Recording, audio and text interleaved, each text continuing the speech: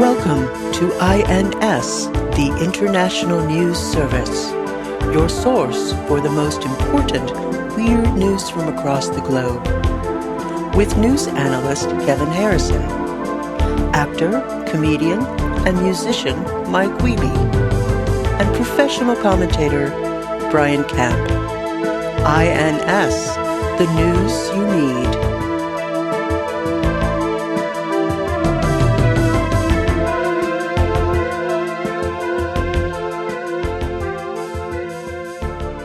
We got some feedback from Chicago about your hot dog comment. The city of Chicago sent us feedback. They collectively got together and sent us feedback. The entire city of Chicago. The Wind City. Over 6 million emails. Was it one long apology for producing such shitty food? Oh, boy. Here we go. They wanted to let you know that they do not put ketchup on their hot dogs.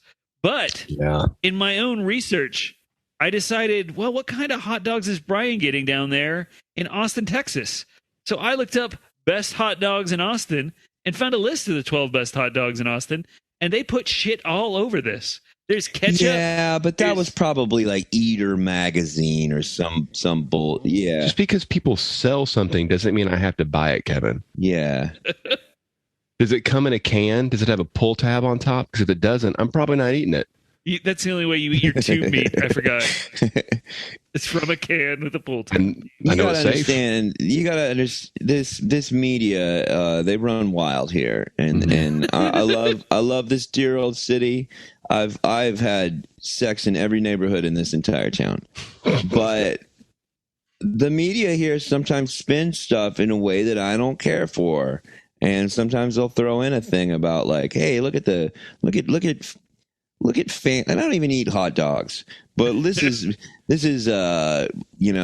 Ronaldo's fancy hot dog factory, and then you go like, oh, okay, I'll have a regular hot dog, and then they just give you a slice of watermelon. They'll go like, it's a deconstructed hot dog, and you're like, what is this?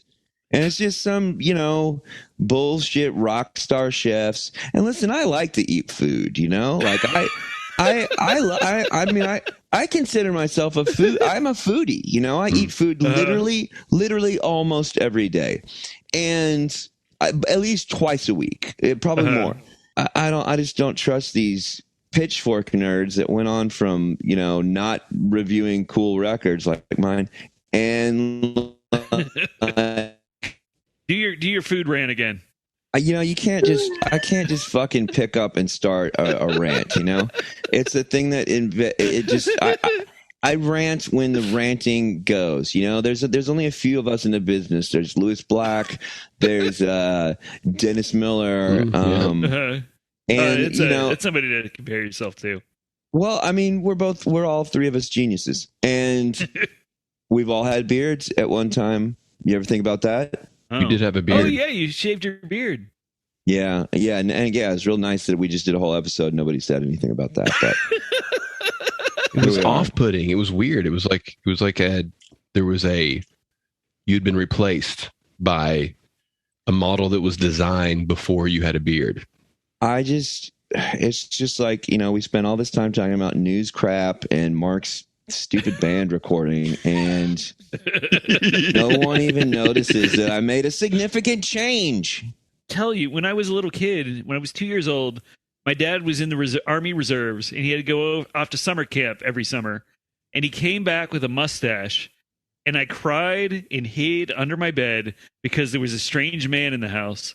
And then the next year, when I was 3, he did the same thing, and I did the same thing. So I didn't know if you were real Mike or fake Mike, or my dad. And you also thought cartoons were real too, so I think we're getting a lot of insight into your childhood. Yeah, I think there was some other type of trauma happening there, unrelated to mustaches. Mustache trauma. When I was 2 and 3 years old, I was in the Army Reserves. It was a children's branch of the Army Reserves, and I would have to go to summer camp, but it was a summer fat camp.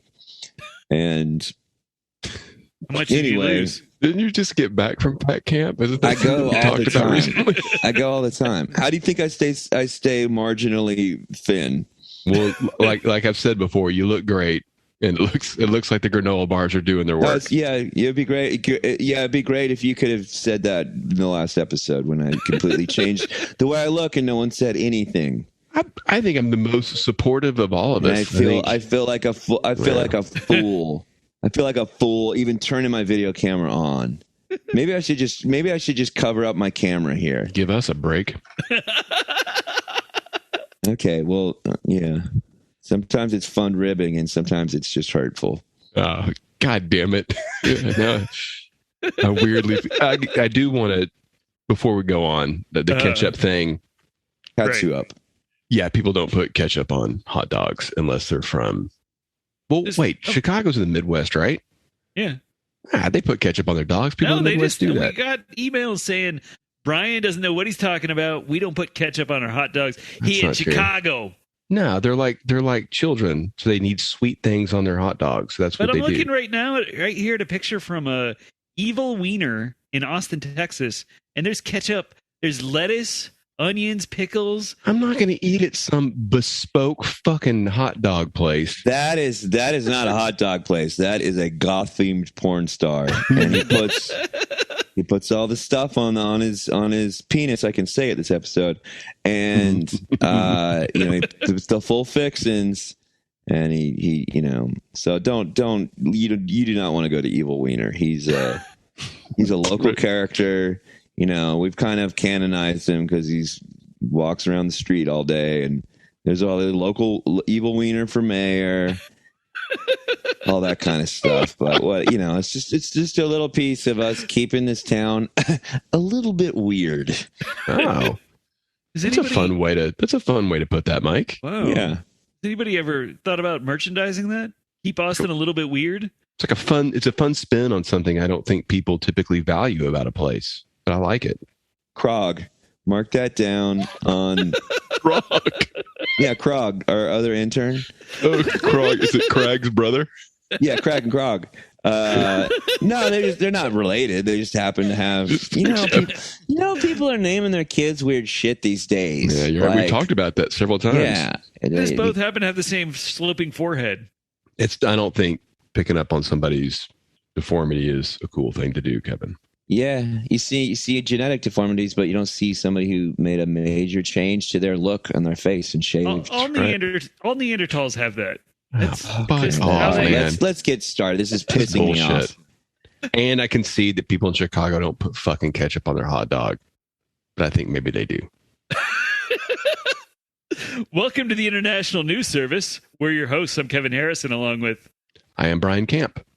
I'm Mike Wiebe, and now I'm allowed to say my P's this episode, which is perfect. You don't have to mind your P's and Q's. My P's and Q's. Mm-hmm. But you do have to mind your Q's as your QAnons. You have to listen to everything they say and follow it to the T. But speaking of which, and Mark's here too. Hey guys. Yeah. So, hey, Mark. And I know we didn't do a story. Did we talk about all the Q? No, I don't think we did. We're gonna cover that in our last story. I am really uncomfortable right now because No, I'm uncomfortable. I don't like this. You want the whole preamble? Well, I'm worried that maybe people don't realize that there's the fourth person because he's not always here. There's so many times that Mark. I really like that intro. That was my favorite one. I thought I'd shake it up, but I don't think people know enough about you right now. I can do a whole thing. This fourth member that's here right now was a gripping character in history. He was there when the Third Reich was saturated with drugs. On the eve of World War II, Germany was a pharmaceutical powerhouse, and by such companies as Merck and Bayer, they produced cocaine, opiates, and most of all, methamphetamines. And who was there to administer all of it? Why, it was Mark Ryan, ladies and gentlemen. Thank you. That's quite an introduction. That was actually off a piece that Mark's lovely wife loaned me, a book called Blitzed, Drugs in the Third Reich. The reason I'm mentioning it is to remind everyone that I know how to read. Despite what you've heard. Yeah, they were Nazis they're on meth, right? Isn't that their thing? And also and jerks. You heard it here first, folks. Bold stance from the China apologists. Mike Wiebe. It's not my place to apologize for what they do. All I do is make movies, and I try to get movies. I try to get people to see things that will bring them joy. Right. No matter what country they're in. How about that? By supporting an oppressive regime. I don't support them. I support the in word and deed. I support the antics of Jack Warden and his adventures. I support those. His madcap adventures. I would say madcap sexy adventures. Oh, yeah. Is Jack Wharton, what is he an American? Yes. Well, mostly he's spent most of his time in space and the quantum realm. Okay. So I don't know. Wow. He was born an American. Maybe wait for the Chronicles of Jack coming out this summer. All right. So what are we doing here? Our first story comes to us from Channel 2 in Houston, an NBC affiliate. Channel 2, NBC, represented sometimes by Peacock, Kevin. Yes. Bong, bong, bong. So, our first story comes from Channel 2 in Houston.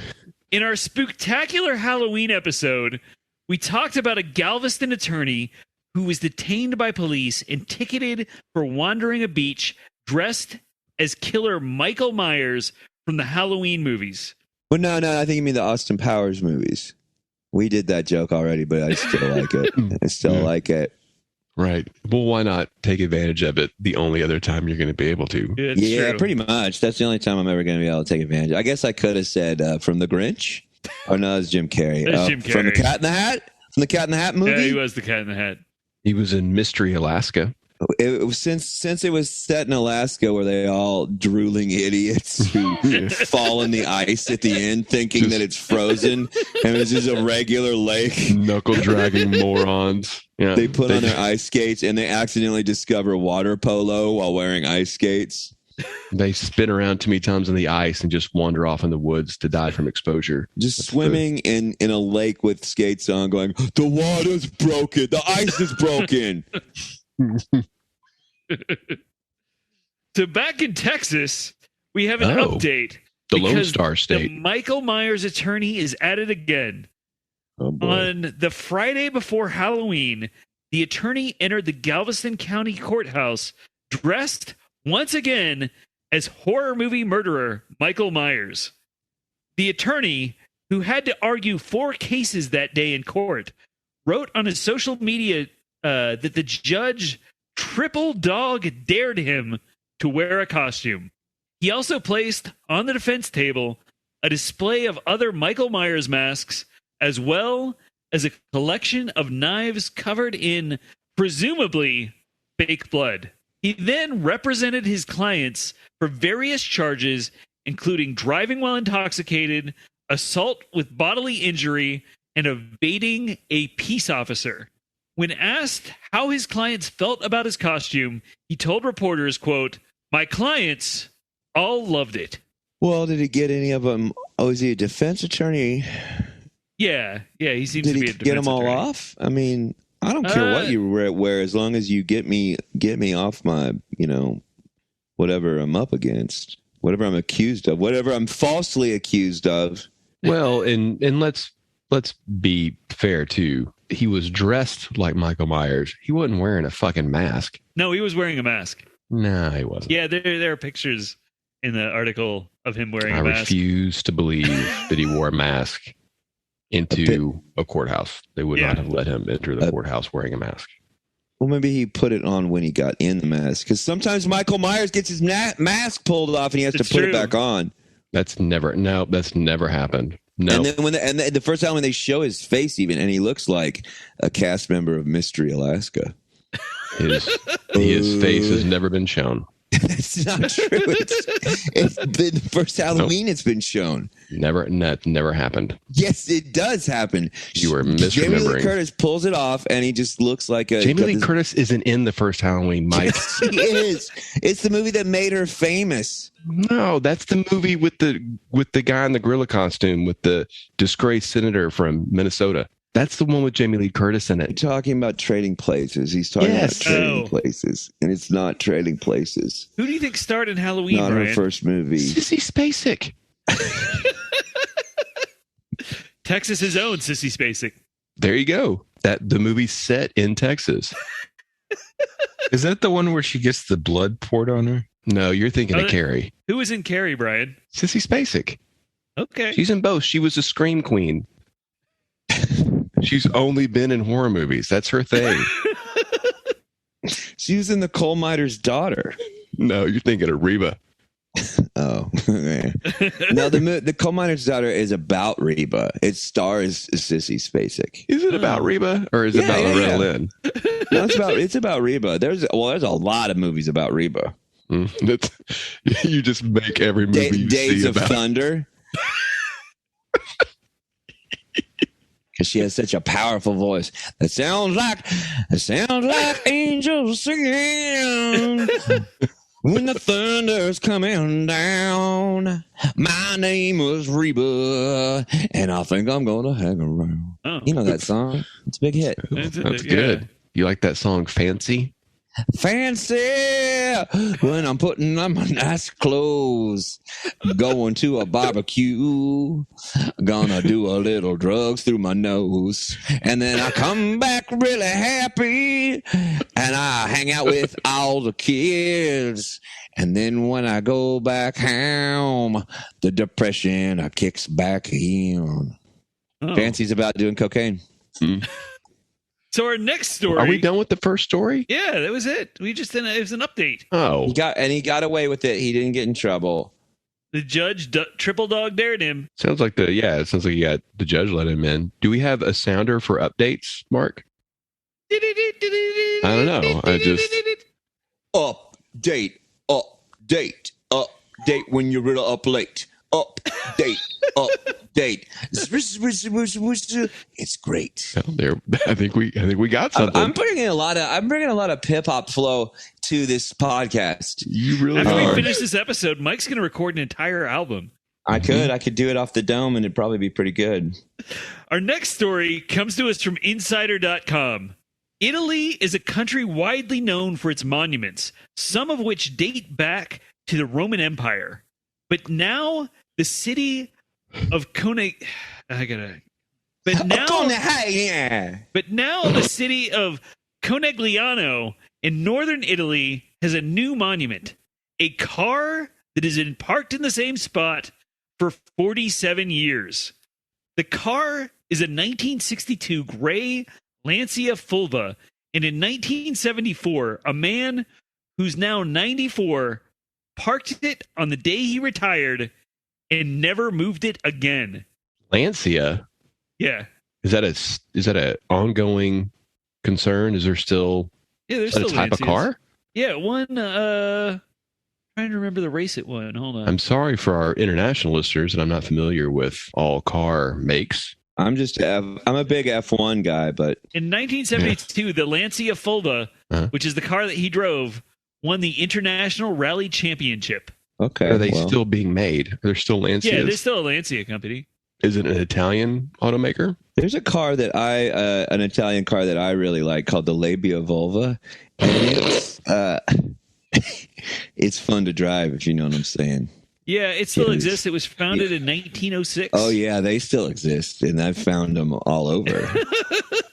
And it's headquartered in Turin, Italy. Oh, well, good. Are they owned by Alfa Romeo or Opel or some other? Lancia. So they're an independent car maker. Well, not in Italy. They're a major car maker there. It's called Delancia, right? Just Lancia. Lancia. Yeah, but it comes from the name John Delancia, who's the guy who played Q in Star Trek. Wow. That's pretty cool. That explains how he got into acting. That's normally a rich person's profession. Oh, so it's owned by Fiat Chrysler, the Fiat Chrysler Group in Italy. Oh, so it's not an independent automaker. It was for a very long time, until 2007. In 1969, it became part of Fiat. Nobody cares about this. Let's move on. No, so before people probably care, especially if the guy that played Q owns a car company. Yeah, I think that's pretty fucking interesting. Think how much money he made when he sold to Fiat. Yeah. William Shatner has a bunch of horses. Of horses? Yeah, William Shatner has horses. I thought you said divorces, and I thought that was probably true. He's got a bunch of divorces too. He has a bunch of divorces too, and some people believe he killed his wife. Yeah, like a drowning thing. Yeah, it's a little.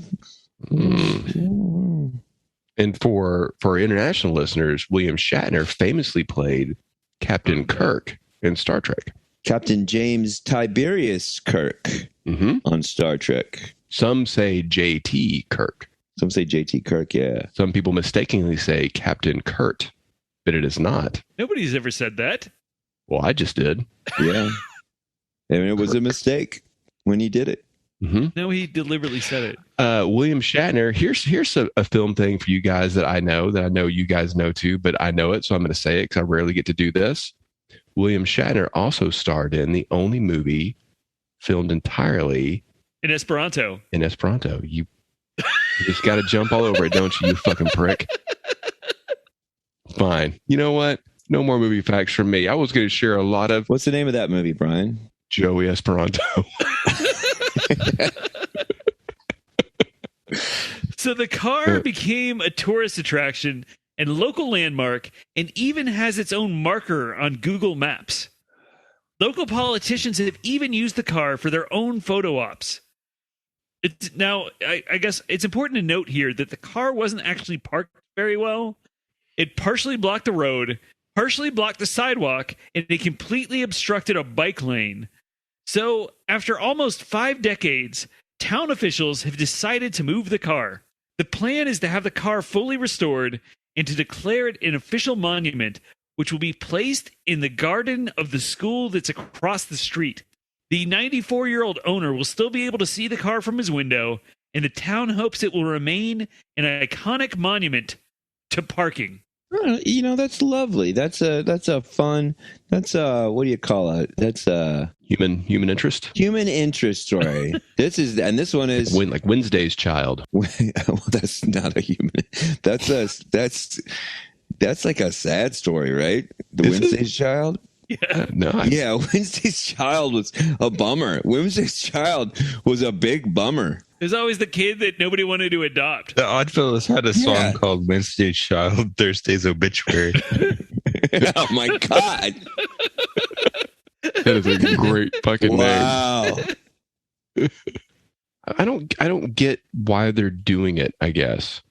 It was a big tourist attraction for some reason. But was then it? also, But was it? Yeah. It's so people went to Conegliano in northern Italy, if I recall what you said a second ago. It is a good pronunciation, Brian. I try. I have respect for our international brothers and sisters, certainly in Italy, which I think we're friends with. It sounds like somebody's connected. It sounds like, guys. Did you get mobbed up? Maybe a made man. You get mobbed up. I think there are several organizations that would be disappointed with you immediately assuming. Didn't you tell me camp was short for Camp Easy? No, I didn't say that. Italy's a beautiful country. There are beautiful people. Agreed. Look, this is a place that launched part of a grave site off of a cliff. Yeah, that was cool as shit. Yeah. I love Italy. I love Italy. I love Italy.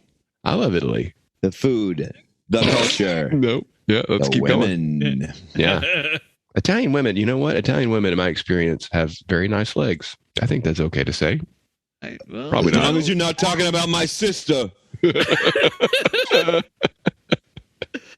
You might also say they have, very nice personalities. They're enjoyable I'm sure they to be do. around. They're No, I wouldn't say that. I wouldn't go that far. Right. Intelligent, sensitive. Kevin, this might surprise you, but complimenting one thing about a person is not the same as insulting all other things about the person. Well, I've never had a compliment before, so I don't know how That's that works. not true. You're a wonderful human being. Why are you attacking me? There you go. None of this. Mark's cutting all this out. I'm convinced. I can look at his face and I can tell.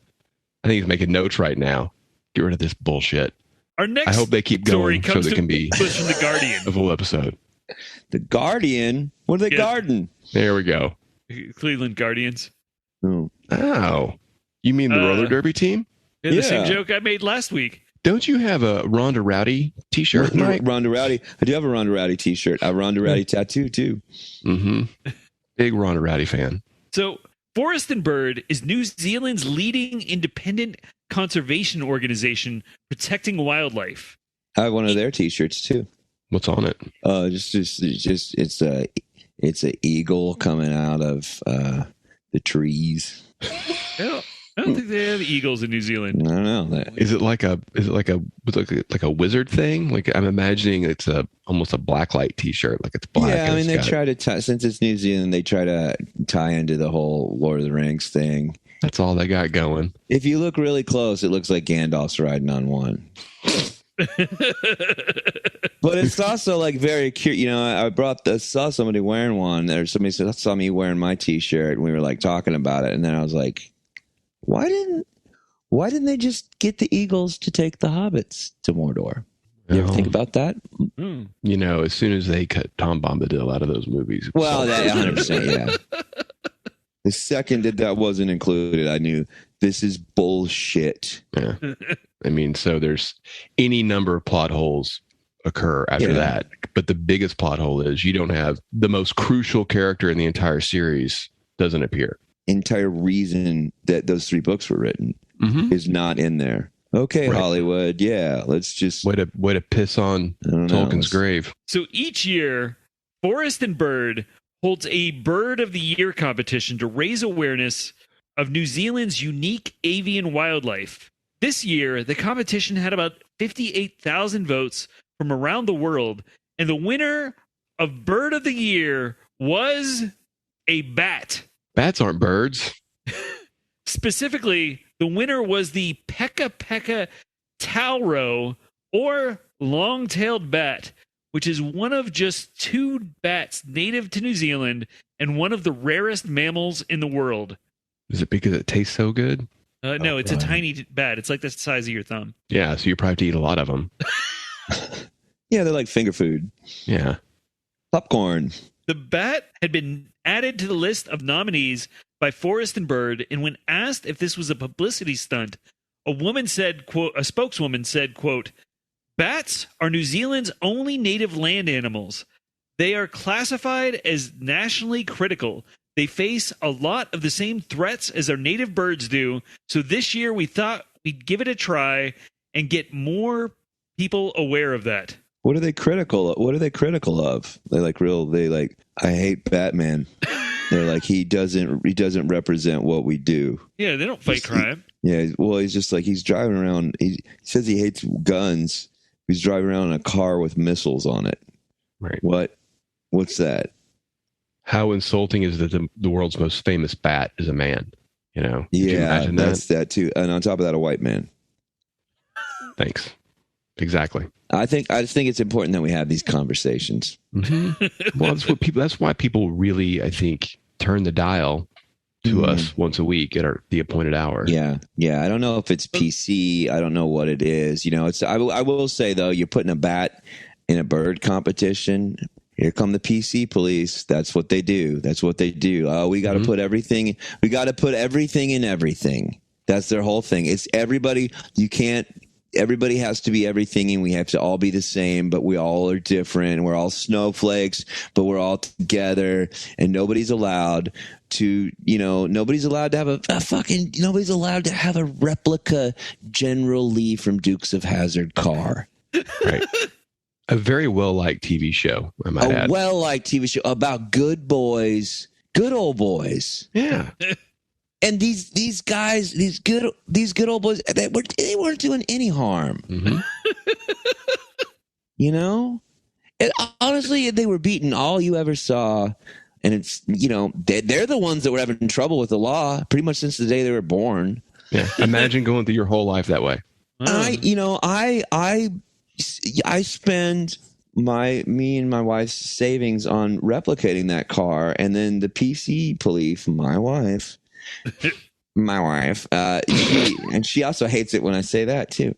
She gets all mad at me, and she's just like full of cancel culture because I spent all the money that her family had inherited on a car that is only going to go up in value. Investment. It's an investment. What if they make a Back to Hazard County movie and it stars, and I don't know, it probably star Timothy Chalamet and Jake Gyllenhaal. Mm-hmm. Jake Gyllenhaal has to dye his hair blonde. Who would be cousin Jesse? Who? I think who would be cousin Jesse? Or Uncle Jesse. Uncle Jesse. Cousin Jesse? Uncle Jesse. He's somebody's cousin. They'll probably do prosthetics and let John Stamos do it. Yeah. Like Stellan Skarsgård in the Dune movie. So this isn't the first time the competition no, Stellan Skarsgård's not really that fat. He's not bald. And he can't float on a hover thing. Oh, he played. That's movie magic. Harkonnen. Yeah. But they say it a different way in the movie, don't they? They call it Harkonnen. Yeah. You say Peter Skarsgård? That's who that is? No, Stellan Skarsgård was the guy in Dune. Peter Skarsgård, I think, is somebody. There's a Peter, and then there's also there's a bunch of Skarsgårds out there. Skarsgård. Skarsgård also, one of the kids also played Pennywise. Yeah, and the other one played a vampire. So this isn't the first time the competition has sparked controversy either. In 2019, there were I forgot what the competition is already. Bird of the Year. Oh yeah, that. In 2019, there were claims of election meddling when hundreds of Russian votes came in. Those votes were judged legit, but in 2018, 300 Australian votes were disqualified for trying to rig the competition to favor a bird called the shag. Good for the Australians. That doesn't seem like that was something that was an Australian thing. That seems something more like an English thing, specifically Austin Powers. Glad you didn't miss the opportunity, Mike. Me too. How does he say it? Is there a? I'm having a hard time hearing it right now, I guess. I'll tell you what my favorite bird is. A shag, baby. So our last story comes to us from Indy 100, which is part of the Independent newspaper. It's a race, right? The Indy 100? Yeah. Oh, yeah. It's a fast race. They drive fast. Very fast. You know what will probably fucking win that race too? The goddamn General Lee. Oh, now is it so bad? Mm-hmm. Starting to sound like a better and better investment all the time. So as you may have heard, hundreds of followers of QAnon recently gathered in Dallas's Dealey Plaza in anticipation of the reappearance of John F. Kennedy, who would be over 100, I believe 103, and his son, John F. Kennedy Jr. For anyone who may not know, President John F. Kennedy was killed in Dealey Plaza 58 years ago, and John F. Kennedy Jr. died in a plane crash 22 years ago. Well, I guess we're just a part of the regular lamestream media, if that's what we're saying. If we're reporting those as facts. Right. I think that's dubious. I also think the listeners should know that both Mark and Mike have played shows at a venue that is a shrine to the assassination of John F. Kennedy. The Book Depository?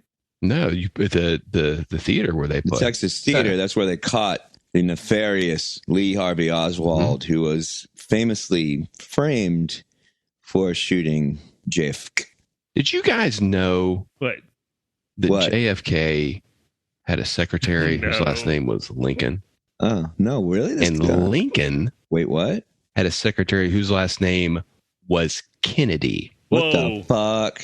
I think the craziest thing was that back then they allowed an Irish bitch to be secretary. It could have been a man or a woman. I believe the secretary was a man. Oh, they definitely weren't letting Irish men do anything back then.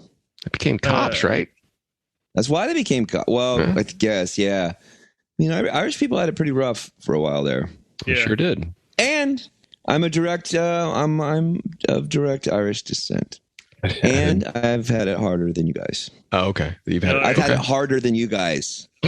Wait, one more time. I want to make sure we get that. I have had a more difficult life because of my heritage than the rest of you with your mixed Anglo wealth and... That is... so strange.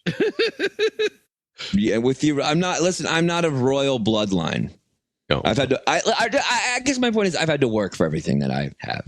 It's self-made. I would say I picked myself up by my bootstraps. My boots didn't have straps. Yeah. But you had boots. They were flip-flops for a while. This story is old as time. So not surprisingly, JFK and JFK Jr. did not appear that day, but someone else did. Who? Namely, the Rolling Stones. That night, the Rolling Stones performed at Dallas's Cotton Bowl, and some QAnon people noticed that Keith Richards looked very similar to John F. Kennedy. One person tweeted, and I want to point this out, they tweeted this in all caps, quote, "Whether you like it or not, JFK Sr. was there, and I feel he was Keith Richards." I would like some heroin. Another responded, quote, "Well, JFK and Keith Richards do kind of look alike." Contrary to this, however, a Rolling Stone article also claims there's a lot of QAnon chatter that Keith Richards was actually JFK Jr., even though he was born 20 years earlier. But others in QAnon claim this is impossible because Jagger and Richards are actually using adrenochrome to stay virile, which is the only reason they can stay healthy despite their lifetime of libertine antics and hard drug use. Does anybody think they're healthy? I do not believe for 1 second that anybody in QAnon knows the word libertine and how to use it correctly in a sentence. I took that word from the Rolling Stone article. Oh. Did it ever confuse you? Did it? Andy Rooney back here again. Isn't it confusing that there's a band called the Rolling Stones and then there's a magazine called Rolling Stone, and the magazine is about rock music, and sometimes they would have the Rolling Stones on the cover of Rolling Stone, and then you've got Bob Dylan mumbling about a Rolling Stone too. I don't like it. I'm back, Mike. I'm back. But Andy Rooney has a point. It used to confuse me a little bit when I was a kid. And I don't like being confused. I've always heard that the expression "a Rolling Stone gathers no moss" is actually misunderstood. And the point is that it's bad to be a Rolling Stone and gathering moss is a good thing. Oh. Why is it a good thing? I have no idea. That's just what I've heard. I thought that it was a Rolling Stone, and then it was the Taco Bell thing, Live Moss. I think that's part of it. I think it's the whole kind of poem thing. A Rolling Stone gathers no moss, meaning it's just that one word Spanish. A Rolling Stone gathers no more because it can't gather with its friends because it's rolling down a hill. Oh. And guess what? You can't hang out with people when you're just going head first down a hill. So sometimes you need to stop the fucking rolling that you're doing in life and just take a look around and go like, hey, you know what? Let's connect with people. Oh, yeah. I'm a rock. Yeah. Rocks aren't supposed to move. Maybe I should just sit down, stop doing things I'm not supposed to do, like roll. I'm just going to sit around and be with my friends, with my other stones. Oh. And you know what? Maybe we all get stoned. Oh. That's an entendre that rocks make to get high. Maybe listen to some crunchy tunes. Yeah, just a little. Let's just listen to some let's talk about some dank memes, if you know what I'm saying. So to get to the bottom of this mystery, I talked to someone who was there, friend of the show, Scott Beggs. When I asked him about this, he said the show was excellent. The sound was fantastic. But even though he was there for the whole thing and had good seats, he didn't happen to see JFK or JFK Jr. And I know Scott, and I know he's always on the lookout for those two. Yeah. He's always ready to spot a dead person. I mean, he's what? Like his business is what, 3 miles from Dealey Plaza? Yeah, I mean, and definitely he would show up, you know? Yeah. Because that's one of the most famous things cops say. People that fake their own death always come back to the scene of the faking. Always come back to the scene of the crime. Mm-hmm. Like every episode of Hill Street Blues had that line in it. Yeah. Well, we'll just stake out there. Just stake it out. That's what happens. I don't know if you guys know about law enforcement. I know a little bit because I've done it on my own. But mostly bounty hunting, right? Oh, yeah. I mean, and a lot of just, a lot of vigilante work, really. Sure. Right. But anytime someone is murdered or killed, the cops always stake out that place for months afterwards, just waiting for the person to possibly show up and just take a look at where they faked their own death. And sometimes the real creepos, they like to go and jack off where they fake their own death. You're saying that, wait, if I understand you correctly, you're saying right now, John F. Kennedy is sitting in the grassy knoll, just knocking one off. Listen, we do not have the time for me to explain to you what really happened to Kennedy and to prove all the evidence that I have. And I'd have to turn this camera around and show the giant complicated board with string going to other pictures and stuff. Uh-huh. But you're asking me, is JFK in the book suppository jacking off right now? The grassy knoll, but that's next to the book suppository. You know what? The sonic ray that they shot that actually killed him, that actually exploded his head, that was from the book suppository. Okay. Bullet. They did shoot a bullet from the grassy knoll, but it was actually a sonic bullet, untraceable by 1960s standards. But fortunately, they brought the gun from the year 2029. Oh. We're only just a few years away from... We're actually a few years away from the assassin who some people think like, oh, it's awful he killed a president. But maybe he did a thing that stopped the entire world from going into a world nuclear war. So in 2029, John F. Kennedy will be 112. What's all that adrenochrome? That shit's as powerful as Red Bull, that adrenochrome. Mm-hmm. And how do I know about this assassination? Let's just say I've been working on a secret project that I think will start working right around 2029. Is this a Jack Wharton movie? This is not a movie, my friend. This is about saving the world. Oh. Maybe, but I will say a lot of the Jack Wharton adventures come from, they're inspired by, let's just call them real events. What else would you... Don't you just call real events real events? Let's just say that sometimes things that seem like a bad thing when they're happening maybe actually helped out another thing to have happen. Let's just say had OJ's wife and sexy pool boy guy not been murdered, we probably would have had a big earthquake in California. So the death of Nicole Brown Simpson, correct, brutal averted death. an earthquake under the ground. I'm not saying that, but just think about if that did happen. Well, you've really opened my eyes. Let's just say that someone who was, in college around that time found out that if Nicole Brown Simpson and the dude she was, I'll say it, banging, didn't die, that there was going to be a giant earthquake. It was going to kill thousands of people. You have to Captain Kirk himself said. I think it's Kurt. Captain Kurt said, "The benefits of the many outweigh the benefits of the few." Remember that in the good ones, yeah. From the same episode, that's the tribbles in it. The Trouble with Tribbles.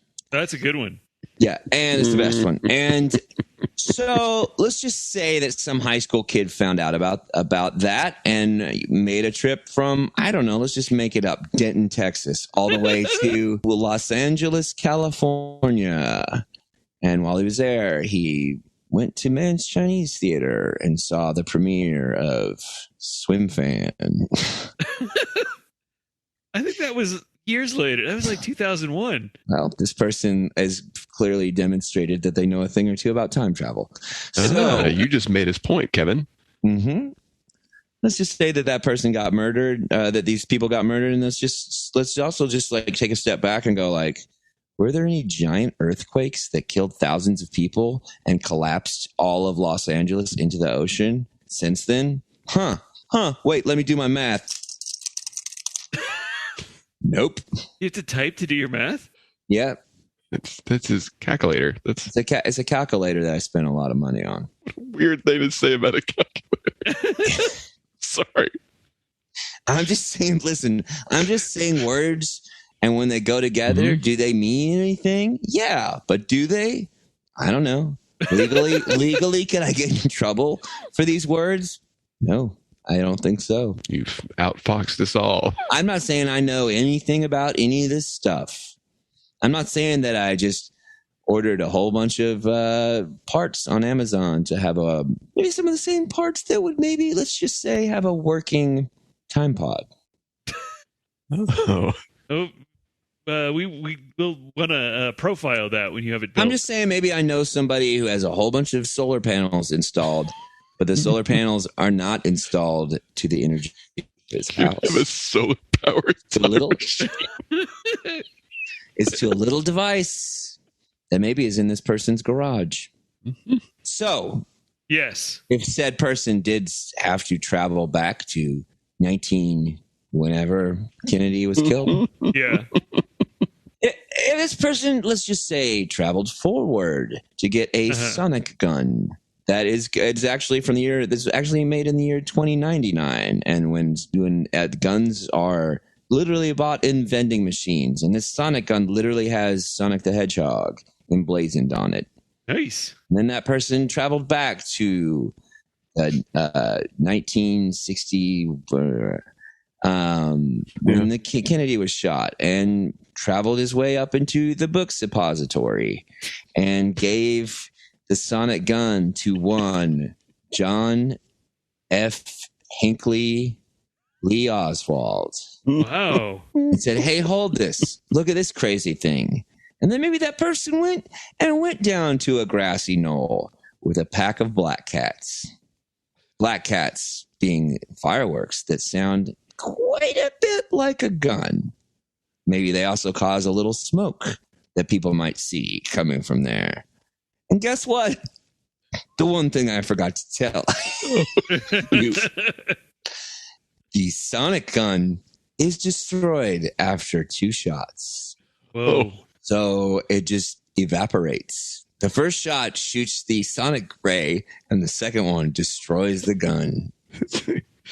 And maybe some fellow who was coerced into just taking a random shot, what he thought was a random shot, in the middle of Dallas on one day, and then is like, shit, I want to go see a movie. Yeah. But guess what? If I recall correctly, since the year 1960 till now, 1963. Yeah, whatever. I'm just giving. This is so hypothetical. Just what ifs, right? Yeah, a giant volcano the size of Kansas didn't show up in Kansas. It's the worst place for one of those. I know. And shoot, what's the middle of the country? Also, it's where the gateway to hell is, in a place called Stoll. Mm-hmm. Maybe Stoll didn't open up, and giant lava balls fell everywhere, and making the entire U.S. just a barren plain. Let me ask you guys this. Is currently America like Pompeii, with a bunch of people that were soul and ash, but they were fucking when it happened? I think not. I'm just going to stop. I'm just going to leave that right there. Just these random ideas that I'm throwing out. Wow, that's quite a lot for all of us and the listeners to consider. Really blowing it open. I don't know why, but I'm most bothered by the fact that a gun manufacturer in the future might license Sonic the Hedgehog to put on a weapon that self-destructs after 2 shots. It seems like quite the investment. I know. Well, that is a very, that's signaling the idea that things get really, violent and apocalyptic and dystopian in the future. And, that would be a rough timeline. And that's a timeline that, maybe somebody would have to go to. And then for that timeline to be averted, I mean, what would happen if a boat with, I don't know, let's just say Eddie Murphy and John Stamos and Hillary Clinton were to blow up. Are you threatening that? Yeah, I'm not threatening anything. I'm not threatening anything. But if we get to the year 2099 and that has happened, that boat has blown up, and we're not living in a dystopian future where you can buy guns and vending machines that blow up in two things. Let's just say that I'm doing a lot of math. Somebody did his job right. I desperately want to see, like, it's fascinating, Mike, because I can see that there's something to this. I really would like to see these events, these hypothetical events, diagrammed out with how all of this works together. I think it's very possible. Can we just agree to let's just say? I think that wraps up another week of the International News Service. Find us across social media at International News Pod. Email us at internationalnewspod@gmail.com. This Thanksgiving, when you're asked what you're thankful for, I want you to proudly declare, I'm thankful for I-N-fucking-S, Grandma. Check out our merch store at Redbubble and our Patreon. We'll see you next week. You can also say, we miss you, Grandma. Hey, can I say what? Can we all say what we're thankful for? Oh shit! Okay. What are you thankful for, Michael? I'm thankful that there's not a giant fucking volcano that has destroyed. It's the size of Kansas that has destroyed the entire U.S. I'm thankful for that. Thank you for listening to the International News Service. Don't forget to rate, review, and subscribe to the podcast. INS, the news you need.